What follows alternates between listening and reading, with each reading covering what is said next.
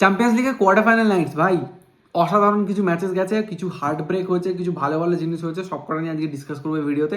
তো বেসিক্যালি তোমার মতামতটা শেষে আমাকে জানিয়ে যাও, হ্যাঁ ঠিক আছে? কেমন কি লেগেছে, কোন কোন ম্যাচটা ভালো লেগেছে, কোনটাতে কি মনে হচ্ছে সব বলো। আমার মতামতের সাথে যদি কোনো কন্ট্রাডিকশন থাকে তাহলেও বলো।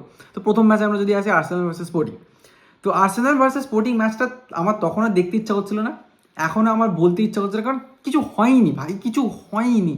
আর্সেনাল ওদের রূপ দেখিয়েছে, সিম্পল কথা। আর্সেনাল বলছে we will seat back and defence, তোদের ঘর তোরা চেষ্টা কর চেষ্টা কর চেষ্টা কর, আমাদের ওয়াল তোরা ভাঙতে পারবি না, ভাঙতে পারেনি স্পোর্টিং।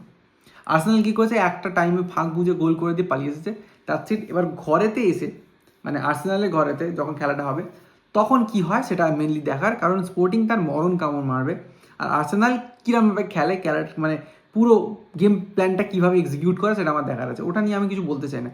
এরপরের যে ম্যাচটা হচ্ছে টিউসডে রাত্রিতে, সেইটা হচ্ছে আমাদের main talking point, Real Madrid versus Bayern Munich. ভাই আমি এক্সপেক্টও করিনি যে বায়ার্ন মিউনিখ এখানে জিতে বেরিয়ে যাবে। আমি ভেবেছিলাম ম্যাক্সিমামটা ড্র হতে পারে বা রিয়াল জিতবে, এগিয়ে থাকবে। রিয়াল মাদ্রিদকে হারিয়ে দেবে বায়ার্ন মিউনিখ, তাও সান্তিয়াগো বার্নাব্যুতে, আই কুডেন্ট ইম্যাজিন, ভাবতেই পারিনি। ঠিক আছে, they played great. Real Madrid ফালতু খেলেছে, বলবো যে ভুল বললাম আমি, জানো তো। বায়ার্ন কিছু এক্সট্রাঅর্ডিনারি খেলেনি, Bayern was playing like they play, মানে আউটসাইড, মানে অ্যাওয়েতে যেরকম খেলে ও তেমনই খেলেছে।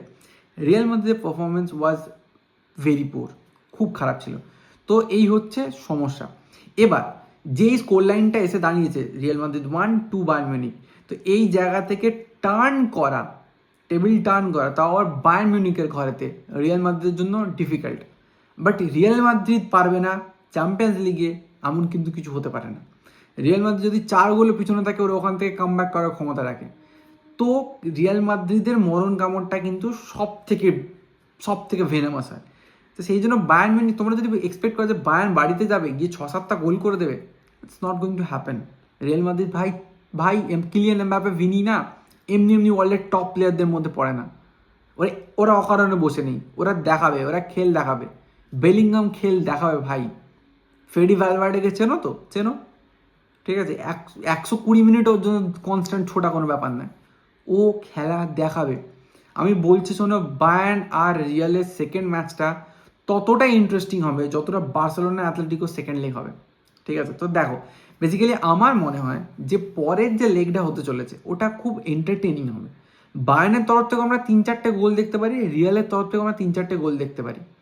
ঠিক আছে, মানে ধরে নাও বায়ার্ন যদি 3টে গোল করে, রিয়াল যদি 4টে গোল করে, তাহলে কিন্তু খেলা ইকুয়ালাইজড, মানে একটা গেম হচ্ছে, মানে দুটো লেগ মিলিয়ে আমরা 5-6, 6-7 এরকম দেখতে পারি।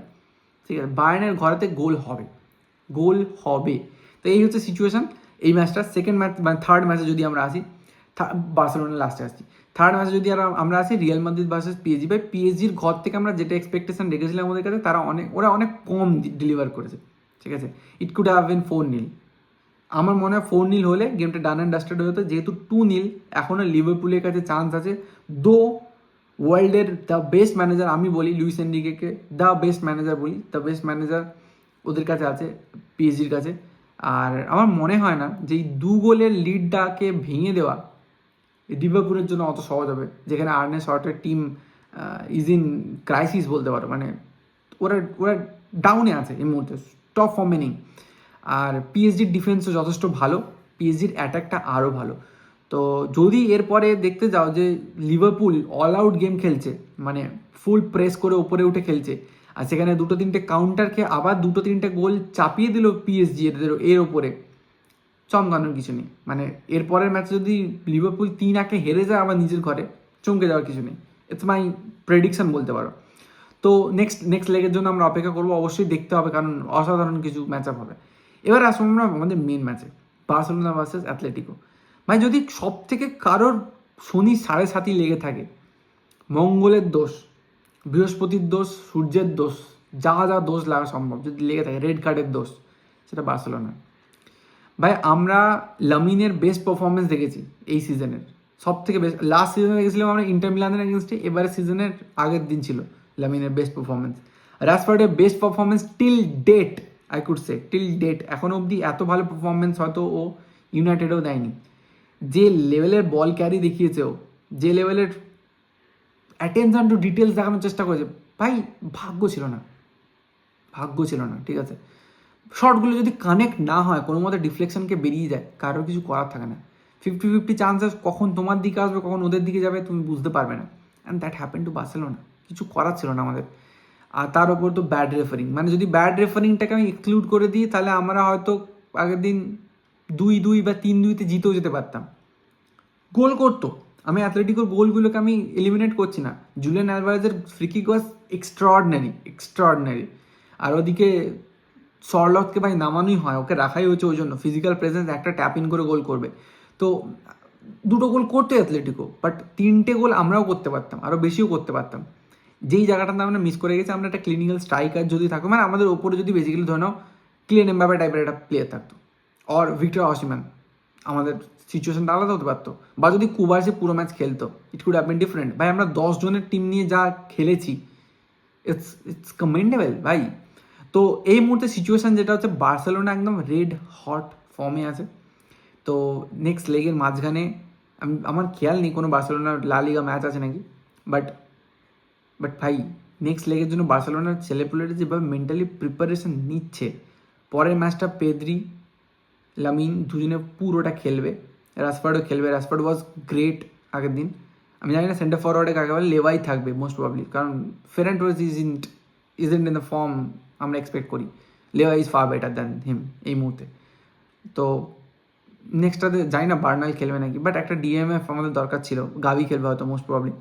তো এই হচ্ছে সিচুয়েশান ভাই। নেক্সট ম্যাচেতে ভাই আমরা জানি অ্যাওয়ে ম্যাচ, আমরা জানি যে ওখান থেকে 3টে গোল করা আর ওদেরকে কোনো গোল করতে না দেওয়া, ইটস ভেরি ডিফিকাল্ট। মানে বেসিক্যালি 3-0 গ্যাপেতে, মানে 3-এর গ্যাপেতে আমাদেরকে স্কোর করতে হবে ওদের ঘরের মাঠে গিয়ে। That is very difficult, but still we have faith in our players. আমরা যদি হেরেও যাই, আমাদের কাছে কমপ্লেন করার মতো শুধু একটা জিনিস থাকবে, রেফারিজ, ভাগ্য। রেফারি আমাদের সাথে সাথ দেয়নি, রেফারিকে ব্যান করা শুনলাম কথা পরে ম্যাচগুলোর জন্য, বাট কী হবে ব্যান করে, কী হবে? যা হওয়া তো আমরা কেস খেয়ে গেছি। আমাদের কি একটা গোল কমে যাবে? মানে 1-0 ডিফারেন্স হবে না ভাই, আমরা যা কেস খেয়ে গেছি। তো নেক্সট ম্যাচের জন্য তো অপেক্ষা করছি, ফিঙ্গার্স ক্রসড ভাই। I don't know what is going to happen, but we are with our players. আমাদের প্লেয়ার্সরা সাপোর্ট ওদেরকে করবো, ওরা জানি ফাটিয়ে দেবে। লামিনের আমরা বেস্ট ফর্ম দেখতে চলেছি নেক্সট ম্যাচেতে, best of Lamine, best of Pedri, best of র্যাশি। সো চলো দেখা হচ্ছে পরের ম্যাচে, হয়তো লাইভ করবো। চলো বাই।